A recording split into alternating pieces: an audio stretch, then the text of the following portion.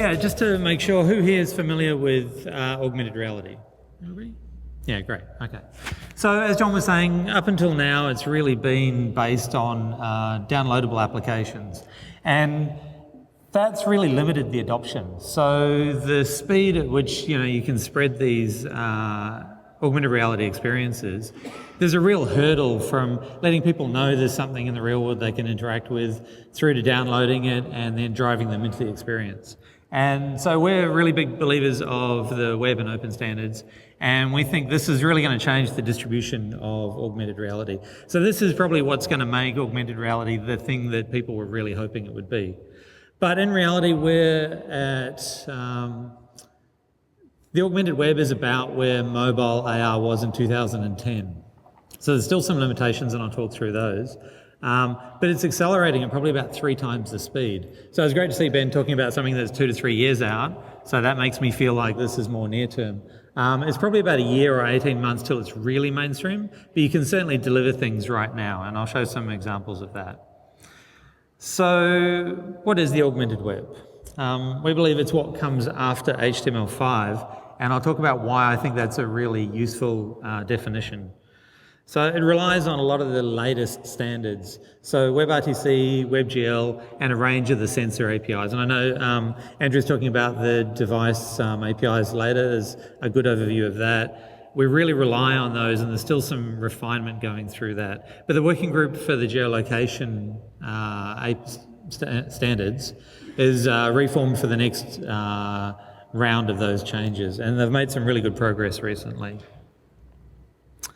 So a lot of people would look at the sort of things that we do and say, isn't that just HTML5? People think that, with HTML5 you can really achieve all of these new sort of standards.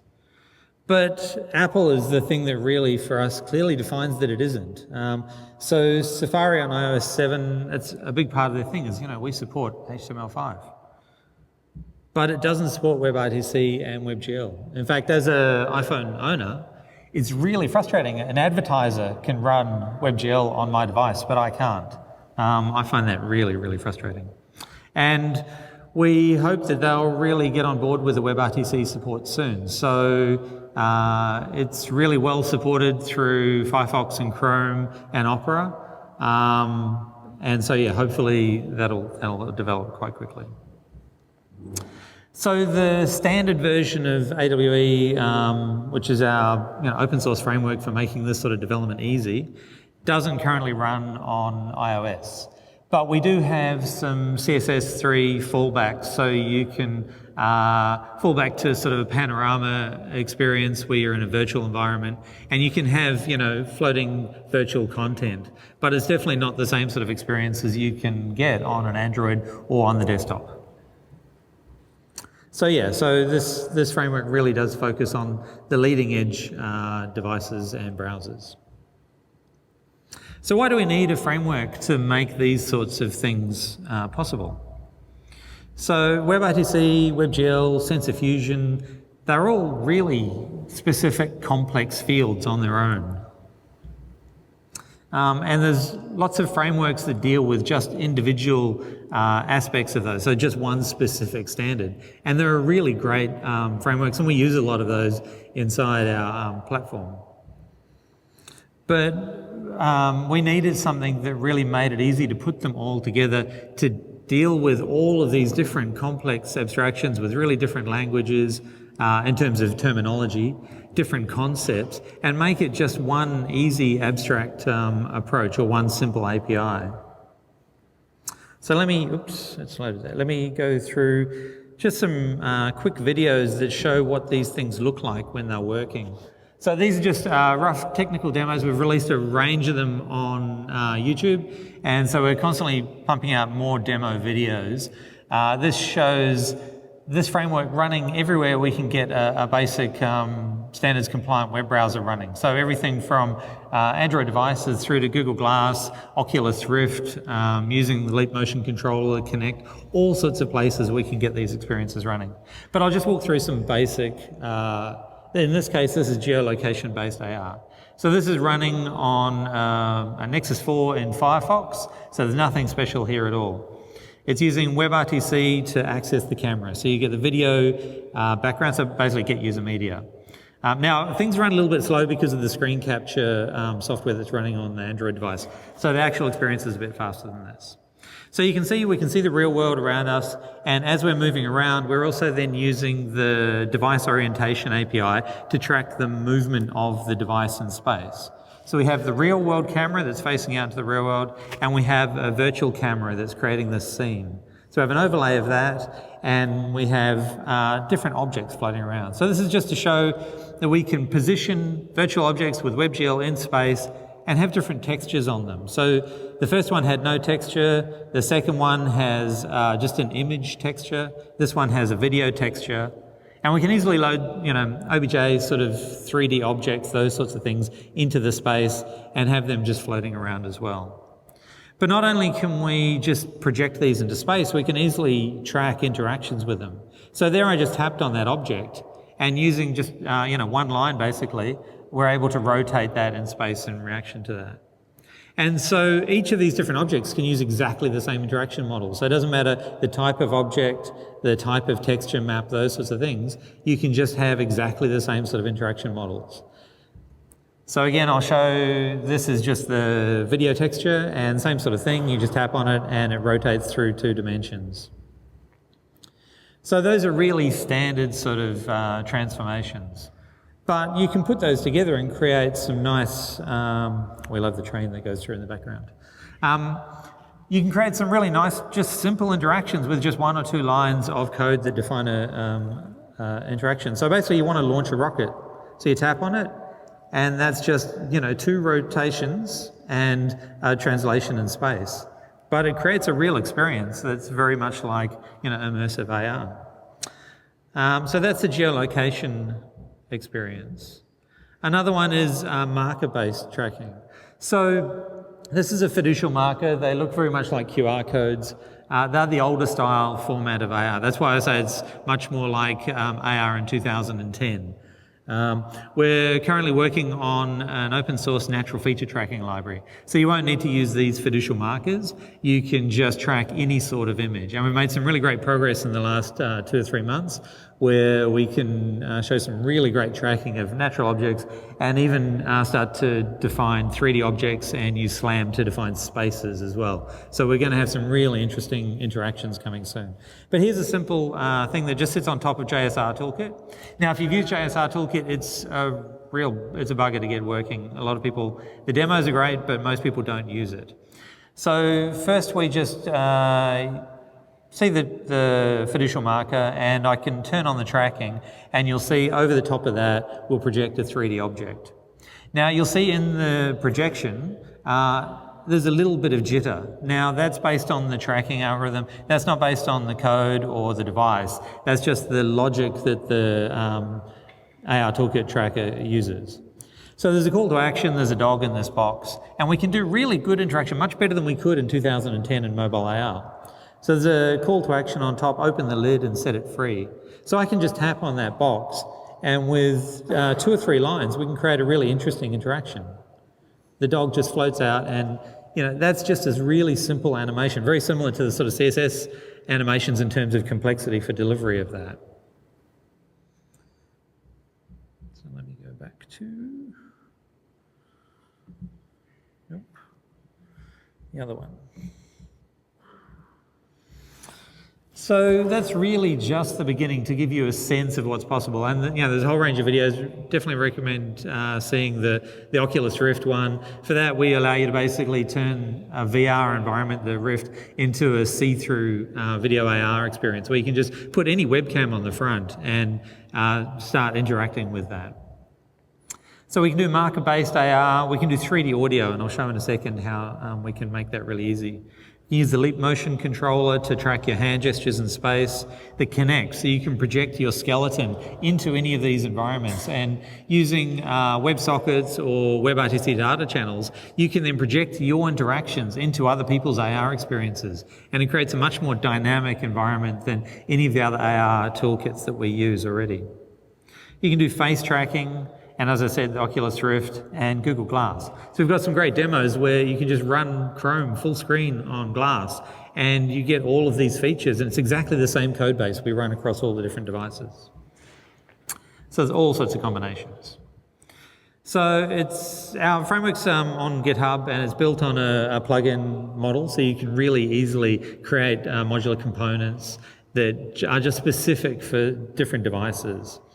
And so you can keep evolving this as different devices come out. So let's look at how you use that to create these sorts of interactions. So first of all, you just need to include a script tag and load it in, and then set up an awe.init call. And so inside that, there's really just a ready function. So, once it's loaded, it will call that. And inside that, we've defined a require approach, which has got 3 key blocks. So this is all about capability detection. Oops. So in here, you'll see 3 capabilities that are really required for the type of interactions that were in the geolocation AR. So you definitely need get user media. Oops. And you definitely need the gyro, and you definitely need WebGL. So if those 3 capabilities are available, then it'll move on to the file section, and it will load these blocks. And you can have ordered loading of these different libraries. And then based on the success of that, you then just set up a function. The first thing you have to do is set up a scene, and then after that you can start loading your objects. And I'll talk through about what's involved in loading objects. So this is a real scene-based model. It's really different from the sort of CSS page-based model, but the two work really well together because you have a sandwich of HTML on the front end, and then there's dynamic 3D scene over a real-world scene. So we tried to create a really consistent API through all of the interactions. We use a CRUD-like model, but we use a different naming for each of these actions. So there's list, add, view, update, and delete. And so any object that's there, you can reach into these and use the same sort of interface, and you'll see how consistent this is and how easy this makes interacting. So all the apps that you build using this are based on a scene-based model, and the key things that you will put into those scenes are called points of interest. And so points of interest is usually more around geolocation AR, but even if you're using computer vision-based AR, each of those things gets resolved down to a point in space. So we still call them a point of interest. But a point of interest isn't a physical thing that you see, it's just a concept that you can attach other things to. And the sort of things that you attach to those we call projections. So they're just things that are projected into space. So they're all the different types of media. They can be images, video, sound, or 3D models. And so you can think of defining a point of interest somewhere in your scene, and then you can attach lots of different media elements to those, and each of those can be interactive. So you can think of those as the buttons or those sorts of interactive elements. And to add a point of interest, it's easy. You just call AWE, poise, and an add, and inside that you give it an ID, and then a block that defines its position. So you can define an origin for the scene. Normally we just have that at 0, 0, 0, and that's where the camera is. And so this is just setting the position of this point of interest at 100, 100, 100. So it's really easy. From there you can just do a poise list. So if you want to ever see what poise are in the scene, you just do that and you'll get back an array of those. And you can reach in and get an individual one through a view. So you can pass in an object which has got one key called the ID, and that'll get the matching one. Or you can use the shorthand term where you just pass it a string and it will assume that that's the ID of the thing you're looking for. So if you want to if you want to add a projection to one of those poise, the first thing you do is just call projections add, and you'll pass in 2 blocks. So the second one is the POI ID that you're attaching it to. And then the first one is just very similar to the, exactly the same effectively as the poise block. So you have an ID for it and a position. So in this case, we're putting it at 111, but that position is relative to the point of interest. So you can have things, the benefit of having a point of interest and all the projections around it is you can move and manipulate the point of interest and everything will spin relative to that. So it makes it really easy to create dynamic spaces. And then you give it a geometry. So in this case, you just give it a primitive of cube and you define the size of that. So it's a 10, 10, 10. And so that just creates that sort of thing like the floating dog or the purple cube that you saw. And that's all you need to do. Then the scene just works, and as you move your camera around, it's just there. It just happens. You can simply add a texture to that too. So all you need to do is add a texture key to that block with a path key, and that just points to a file. It's that simple. It'll just map that onto the object itself. And it doesn't have to be an image. You can do that with a video texture as well. And that video texture path can be an array of video files, and you can have them ordered, and it will fall back, and so it'll test the type of video format that the browser can play, and then it'll just pick the first one that actually works for that. So it makes it really easy to create dynamic objects with dynamic textures. So if you want to rotate that point of interest, you can just then use the update logic. So the update's very similar to a sort of an SQL statement. So you call an update off the poise object, and you pass in two blocks, a data and a where. So it's saying update this data where this thing is true. So inside the where block, there's just an ID. So you say just update this where the ID is my first poi. And the data block simply, like before, it's just a rotation block. And in this case, we're just moving it to 45 degrees rotation around the y-axis. But it doesn't have to be, so you can do the same on all of the types of objects too. So points of interest, projections, and we call cameras points of view. The reason we have multiple points of view is things like the Rift are stereo cameras. So you may have different points of view for different eyes, or you may even have different views onto the same scene, or multiple people seeing the same scene. And if you want to turn that into an animation, all you need to do is add an animation block and a duration, and it will just take that long to make that transformation. There's a whole range of different things you can add into the animation block itself, but it's that simple to just, make a transformation. So in this case, we're moving it around actually moving it, not rotating it. So it's the same sort of transformation, and you can stack these things together. So physical transformations, rotations, or scales. Those are the three main transformations that are supported. And so adding 3D audio is really simple as well. In all of the other AR toolkits that we use, it's really complex to do spatialized sound. With this, just like you add a texture block or a key, you can add a sound key with a path to the file. And that will then use the Web Audio API to attach the sound at that point in space. So as the camera moves relative to it, the sound moves and appears to stay constant with that object. So it's a great way of creating dynamic sound spaces. And sound is a really underutilized modality in augmented reality.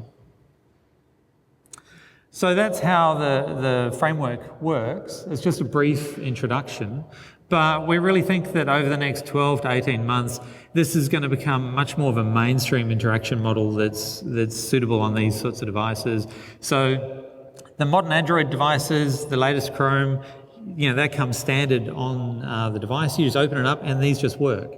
So with these sorts of augmented reality experiences, you can just send someone a link through social media, they tap on it and it just works. That's a much quicker experience for sharing than any of the augmented reality applications. And we hope that this sort of simple to use framework is going to make these experiences easy for you guys to create. And we're dying to see what everybody creates with these sorts of APIs. So that's my presentation. Thank you very much.